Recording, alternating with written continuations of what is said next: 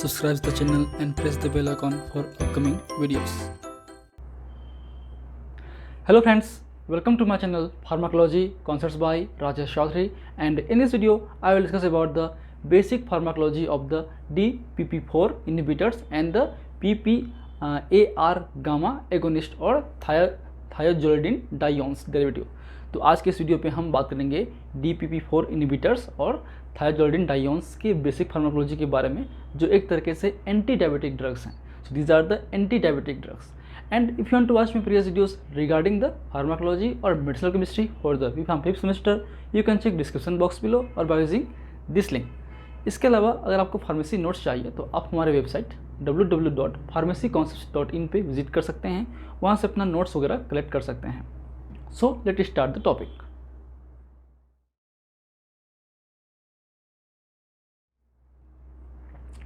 So anti diabetic drug, तो anti diabetic drug मतलब ऐसे ड्रग जो कि आपके डायबिटीज मेल्टस को ठीक करते हैं, उसको ओवरकम करते हैं, या सिंपल कहें कि ये जो ड्रग हैं आपके ब्लड शुगर लेवल को मेंटेन रखते हैं, उसको कम रखते हैं। ठीक है, basically hyperglycaemia is the condition of diabetic mellitus. Diabetic mellitus में बेसिकली आपका जो बॉडी के अंदर में जो ब्लड शुगर लेवल है वो इंक्रीज हो जाता है। और क्यों होता है? पहला रीज़न ये है कि अगर आपकी बॉडी में प्रॉपर्ली इंसुलिन नहीं बन रहा हो। सेकेंड रीज़न ये है, अगर इंसुलिन बन रहा हो तो अगर वो इंसुलिन प्रॉपर्ली रिलीज़ नहीं हो रहा हो, सिक्रेट नहीं हो रहा हो, तो भी आपको हो सकता है। या फिर अगर इंसुलिन बन भी रहा हो और सिक्रेट भी हो रहा हो, लेकिन आपका जो टिश्यूज़ हैं वो प्रॉपर्ली ग्लूकोज को अपटेक नहीं कर पा रहे हैं, जैसे कि बात करें लीवर की हो या मसल्स की हो, मीन्स आपके इंसुलिन रेजिस्टेंस हो गया है, तब भी आपको डायबिटीज़ हो सकता है। तो बेसिक मोटो है आपका इंसुलिन रिलीज़ को इंक्रीज़ करना, इंसुलिन प्रोडक्शन को इंक्रीज़ करना, या फिर टिश्यू में जो अपटेक सिस्टम है, इंसुलिन रेजिस्टेंस है, उसको इम्प्रूव करना, ठीक करना। चलिए, तो अब बात करते हैं हम लोग ड्रग के बारे में। तो जो पहला क्लास का ड्रग है आज हम बात करने वाले हैं वो है आपका DPP4 इनिबिटर्स। मीन्स जो बात करें फुल फॉर्म की, तो ये है आपका डाईपेप्टाइडेज 4 इनिबिटर्स। अब ये करता क्या है? हमारी बॉडी के अंदर बहुत सारे मॉलिक्यूल्स होते हैं, उनमें से एक है आपका GLP means glucagon like peptides 1, और आपका है GIP means glucose dependent insulinomic polypeptides. ये जो दो कंपाउंड्स हैं ये कहीं ना कहीं आपके इनक्रीटिन रिसेप्टर्स पे जाके बाइंड करते हैं, जो एक तरीके से GSPCR के थ्रू काम करता है, और इसको एक्टिवेट करने से जो साइक्लिक एम्पी पाथवे है वो एक्टिवेट होगा। उसके थ्रू जो आपका कैल्शियम कंसंट्रेशन है वो बढ़ेगा और आपके इंसुलिन जो है रिलीज़ होगा। ठीक, लेकिन जो आपका DPP4 एंजाइम है वो अल्टीमेटली इन मॉलिक्यूल्स को इनएक्टिवेट करता है, इन मॉलिक्यूल्स को मेटाबोलाइट करके इनएक्टिव पेप्टाइड्स में कन्वर्ट करता है। तो अगर हम DPP4 इनिबिटर का यूज़ करें, जैसे कि बात करें जितने भी ग्लिप्टिन्स हैं, सीटाग्लिप्टिन, विडाग्लिप्टिन, सक्साग्लिप्टिन, ये जो ग्लिप्टिन्स हैं वो कहीं ना कहीं आपके DPP4 एंजाइम को ब्लॉक करते हैं। उससे जो बायो अवेलेबिलिटी है आपके GLP-1 और GIP का वो इन्हेंस होता है। उस इन्हेंस होने से इनडायरेक्टली कहीं ना कहीं आपके जो इंसुलिन का रिलीज़ है वो आपका इम्प्रूव होता है, इंक्रीज़ होता है। तो ये बेसिक आपके मोड ऑफ एक्शन है। Means this is the first DPP4 inhibitor. बात करें हम लोग सीटाग्लिप्टिन की, so this is the first DPP4 inhibitor developed in the 2006, and the basic mode of action is the enhance the insulin secretion by selectively inhibit the DPP4 enzyme and potentiate the GLP-1 means glucagon like peptide 1 and GIP means glucose dependent insulinomic polypeptides action, and also it cause the decrease in the glucose secretion। तो ये basic आपके action हैं आपके DPP4 inhibitors के। ठीक है, क्या इनका बायोलॉजिकल एक्शन होगा? अल्टीमेटली आपके ब्लड शुगर लेवल को मेंटेन रखते हैं, कम करते हैं। They lower the blood sugar level meal time and fasting, जो आपके मील के बाद या फिर फास्टिंग ग्लूकोज लेवल को, दोनों को ही कम करते हैं। एंड इन टाइप 2 डायबिटीज़, ये मेनली आपके टाइप 2 डायबिटीज़ में हेल्पफुल होता है, क्योंकि जैसे कि हमने कहा पिछले वीडियोस में कि टाइप 1 डायबिटीज़ में आपका जो प्रोडक्शन है वही नहीं हो पाएगा इंसुलिन का, और ये बेसिक जो ड्रग हैं आपके जो सीक्रेशन है, रिलीज़ है, उसको इन्हेंस करेगा। तो जब आपके टाइप 1 डायबिटीज़ में इंसुलिन बन ही नहीं रहा है तो रिलीज़ किसको कराएगा? इसलिए ये जो ड्रग हैं आपके सल्फोनाइल की तरह ही टाइप 2 डायबिटीज़ में इफेक्टिव दिखाई देते हैं।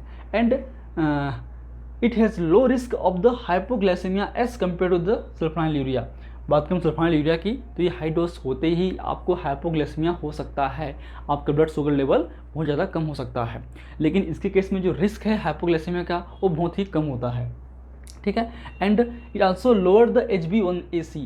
जो HbA1c है एक तरीके से बायोमार्कर्स हैं आपके डायबिटीज़ के कंडीशन में, तो वो भी एक तरीके से इस ड्रग के थ्रू कम हो सकता है, approximately 0.2 to 1.2%। And similar is the metformin की तरह ही ये काम करता है आपके HbA1c पे। हम मेटफॉर्मिन की डिटेल के बारे में बात करेंगे नेक्स्ट क्लास में, ठीक है। बात करें से क्लिनिकली यूज़ की, इसको हम यूज़ करते हैं टाइप 2 डायबिटीज़ में ऐसे एडजेसेंट थेरेपी के रूप में, मतलब सप्लीमेंट थेरेपी के रूप में, मतलब सल्फोनाइल यूरिया के साथ में हम इसको मिक्स करके दे सकते हैं, ठीक है। बात करें साइड इफ़ेक्ट्स की, तो ADR में आपका नोजिया, लूज स्टूल या loose motion, headache, rashes, allergic reactions like the angioedema, dermatitis, ये सब आपको हो सकता है। लेकिन ये कॉमन है, कुछ कॉमन है, कुछ रेयर हैं। एलर्जिक रिएक्शन सभी को नहीं होते हैं, ये रेयरली होते हैं, बट डेंजर हो सकते हैं। तो ये बेसिक फार्माकोलॉजी है आपका DPP-4 इनहिबिटर्स का, जो बेसिकली शॉर्ट क्वेश्चंस में आ सकते हैं या फिर आपके GPAT पॉइंट ऑफ व्यू से MCQs इससे बनते हैं। इसके अलावा लॉन्ग क्वेश्चंस आपको देखने को नहीं मिलेगा इस टॉपिक से। सल्फोनाइल यूरिया या मेटफॉर्मिन 2 ही क्लास के ड्रग हैं जिनसे आपके डिटेल्ड क्वेश्चन या फिर लॉन्ग क्वेश्चंस आ सकते हैं, फ्रिक्वेंटली आते हैं इन टॉपिक से, ठीक है। अब आते हैं नेक्स्ट ड्रग है आपका थायोजोल्डिन डाइऑन्स डेरिवेटिव, जो है एक तरीके से PPAR गामा एगोनिस्ट पर ऑक्सीसोम प्रोलिफरेटर एक्टिवेटेड रिसेप्टर्स गामा।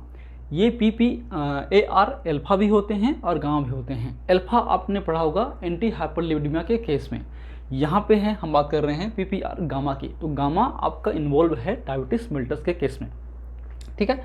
याद रखिए इसमें 2 ड्रग हैं, एक है आपका रोसिग्लुटाजोन, एक है आपका पायोग्लुटाजोन। दोनों ही ड्रग आज की डेट पे फ्रिक्वेंटली हम यूज़ नहीं करते हैं, क्योंकि दोनों ही से आपको जो सीवियस ADR हो सकते हैं। बात करें रोसिग्लुटाजोन की, तो ये अप्रोक्सीमेटली 2010 पे इंडिया से बैन हो चुका है। It has been banned in India in 2010 due to the highly risk of cardiovascular disease like CHF, myocardial infarction, angina वगैरह। तो इस वजह से ये जो हैं आपके इंडिया पे बैन हो चुके हैं 2010 पे, और यूज़ प्रॉपर्ली नहीं करते हैं। सेकेंड ड्रग है आपका पायोग्लुटाजोन, जो कि इनफ्रिक्वेंट यूज़ कर सकते हैं, करते हैं, मार्केट में ये हैं, लेकिन इसका भी यूज़ हम नहीं करते हैं, क्योंकि कुछ जो रिपोर्ट ये कहा है कि इनसे आपके कार्सिनोमा ऑफ यूरिनरी ब्लैडर हो सकता है। It is banned in India in 2013 for the carcinoma of the urinary bladder. Now limited with the warning level not to use it as a first line drug. इसको हम market में ले सकते हैं, prescribe करते हैं, लेकिन ये फर्स्ट लाइन ड्रग में नहीं आते हैं, हम इनको फ्रिक्वेंटली यूज़ नहीं करेंगे, ठीक है। अब आते हैं इसके बेसिक मोड ऑफ एक्शन की।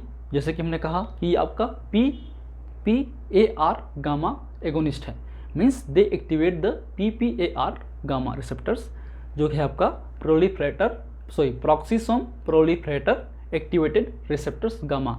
आप एक बार बुक देखिए KD त्रिपाठी, आपको और डिटेल समझ में आएगा। तो उसको ये एक तरीके से एक्टिवेट करते हैं, जो आपके कहाँ होते हैं, ये होते हैं आपके फैट सेल्स, मसल्स वगैरह में, लीवर में ये आपके होते हैं, ये जो रिसेप्टर्स हैं। उससे क्या होगा, it enhance the transcription of the insulin responsive gene. जो इंसुलिन रिस्पॉन्सिव जीन है वो आपके स्टिमुलेट होंगे, उससे जो है आपके जो इंसुलिन जो रेजिस्टेंस हो गया है वो रिवर्स होगा। दे reverse the insulin resistance by increase the GLUT4 expression and translocation. जो GLUT4 है उसका एक्सप्रेशन ट्रांसलोकेशन को इन्हेंस करेगा, जिससे जो अल्टीमेटली ग्लूकोज का अपटेक सिस्टम है आपके लीवर पे, मसल्स पे, वो इम्प्रूव होता है। इंसुलिन रेजिस्टेंस का मतलब ही है आपके इंसुलिन प्रॉपर वर्क नहीं करता टिश्यूज़ पे, क्योंकि आपका ग्लूकोज जो है अपटेक नहीं होता। इंसुलिन क्या करता है, इंसुलिन ग्लूकोज को ख़त्म नहीं करता, ठीक है। इंसुलिन जो अपटेक सिस्टम है आपके लीवर पे, मसल्स पे, उनको इन्हेंस करता है, ताकि इंसुलिन का जो यूटिलाइज है वो जल्दी जल्दी हो सके। तो इंसुलिन रेजिस्टेंस के केस में टिश्यूज़ जो हैं इंसुलिन से इंसेंसिटिव हो जाते हैं और वो प्रॉपर्ली वर्क नहीं करते और अपटेक नहीं कर पाते हैं। तो ये एक तरीके से आपके GLUT4 के लेवल को, एक्सप्रेशन को बढ़ाएगा, उससे जो है आपके ग्लूकोज का जो अपटेक सिस्टम है वो इम्प्रूव होगा, उससे इंसुलिन रेजिस्टेंस भी कम होगा और सेंसिटिविटी भी बढ़ेगी, and improve the glucose Uptake ultimately, ठीक है। बात करें इसके बायोलॉजिकल एक्शन की, तो जैसे हमने कहा it increase the insulin sensitivity और decrease the insulin resistance. It also improve the glucose uptake system and decrease the hepatic gluconeogenesis, जो फॉर्मेशन है ग्लूकोज का from the other non carbohydrate sources like lipids and protein, उसको भी कम करता है। Also improve the fatty metabolism and lipogenesis, तो एक तरीके से ये आपके फ्री फैटी एसिड्स जो वगैरह हैं या फिर बात करें लिपोजेनेसिस हैं उसको इम्प्रूव करता है, आपके फ्री फैटी एसिड वगैरह कम बनाते हैं, ठीक है, तो ये को लिपोजेनेसिस क्रॉस कराता है। And also decrease the HbA1c and TG and improve the HDL level, ये आपके HbA1c को कम करता है, उसके अलावा TG को भी कम करता है, ट्राइग्लिसराइड्स लेवल इसको भी कम करता है, उसके अलावा HDL लेवल को भी बढ़ाता है, लेकिन LDL लेवल को उतना इफेक्टिव नहीं शो करता, इफेक्ट शो नहीं करता, क्योंकि ये बेसिकली आपके PPAR गामा को एक्टिवेट करता है, साथ साथ PPAR अल्फा को भी एक्टिवेट कर सकता है, इसलिए ये LDL पे काम नहीं करता, लेकिन TG को कम करता है और HDL को बढ़ाता है। बात करें इसके साइड इफ़ेक्ट्स की, तो जो साइड इफ़ेक्ट्स हैं वो हैं आपके oedema, weight gain, headache, mild anaemia, CHF में भी occurs and the liver damage, तो ये कुछ कॉमन है कुछ रेयर हैं, ठीक है। इसको बेसिकली हम CHF पेशेंट या जितने भी कार्डियोवैस्कुलर डिसीज़ के पेशेंट हैं उनमें हम बिल्कुल भी नहीं दे सकते, या जिन पे लीवर डैमेज हैं उन पे भी नहीं दे सकते। इसके अलावा अगर आपको किडनी डिसीज़ है उनमें भी हम नहीं दे सकते, तो इनमें ये आपका कॉन्ट्रा इंडिकेटेड है।